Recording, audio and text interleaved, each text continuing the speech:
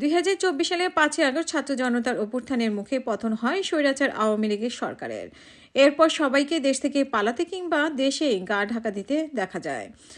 তবে ফের সক্রিয় হয়ে উঠছে ফেসিবাদের তকমা পাওয়া আওয়ামী লীগ। গণ অভ্যুত্থানে পালিয়ে যাওয়া দলটি দীর্ঘ 15.5 বছর ভয়াবহ অপশাসনের জন্য ক্ষমা চাওয়া তো দূরের কথা, উল্টো হুমকি ধুমকি দিচ্ছে। হাজারো শহীদের রক্তের উপরে দাঁড়িয়ে আরও বড় ফেসিস্ট হয়ে ফিরে আসার জানান দিচ্ছে।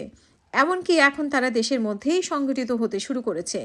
মাঝে মাঝে রাজধানী ঢাকা সহ দেশের বিভিন্ন স্থানে ঝটিকা মিছিল করছে আওয়ামী লীগ। প্রকাশ্যে সমাবেশ করার প্রস্তুতি নিতে গোপনে জড়ো হচ্ছে। একই সঙ্গে ডক্টর মোহাম্মদ ইউনূসের নেতৃত্বাধীন বর্তমান অন্তর্বর্তীকালীন সরকারের বিরুদ্ধে নিয়মিত বক্তৃতা বিবৃতি দেওয়া অব্যাহত আছে।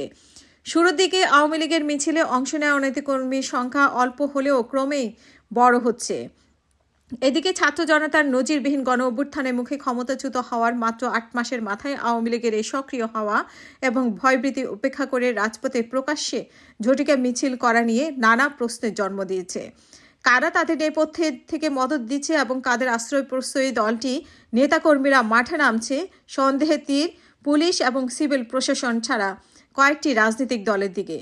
বিশ্লেষকরা বলছেন, প্রশাসনের মধ্য থেকে সবুজ সংকেত না থাকলে এত বড় গণহত্যার পর দলটি মাঠে নামার কথা নয়। বিশেষ করে প্রশাসনের মধ্যে গাপটি মেরে থাকা আওয়ামী লীগের দোসররা কৌশলে সমর্থন ও উস্কানি দিচ্ছে। সংশ্লিষ্টরা বলছেন, সময় থাকতে সতর্ক না হলে এবং দ্রুত আওয়ামী লীগকে নিষিদ্ধ করা না হলে ক্ষমতাচ্যুত এই দলটি নেতাকর্মীদের এই ধরনের অপতৎপরতা বাড়তেই থাকবে। ফলে নির্বাচনের তফসিল ঘোষণা হলে আওয়ামী লীগ পুরনো চেহারায় ফিরে আসবে। ফের অশান্ত হবে দেশের রাজনৈতিক পরিস্থিতি। পরবর্তী সময়ে যার খেসারত দিতে হবে পুরো জাতিকে।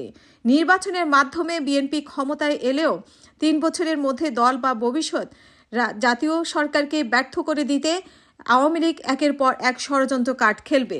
আওয়ামী লীগকে মাঠে নামানোর পেছনে দেশি বিদেশি চক্র মাস্টার প্ল্যান তৈরি করেছে। ভবিষ্যতে আওয়ামী লীগকে রাজনীতি ও সরকারের পুনর্বাসন করতে কতগুলো বিকল্প প্ল্যান নিয়েও তারা ব্যস্ত সময় পার করছেন।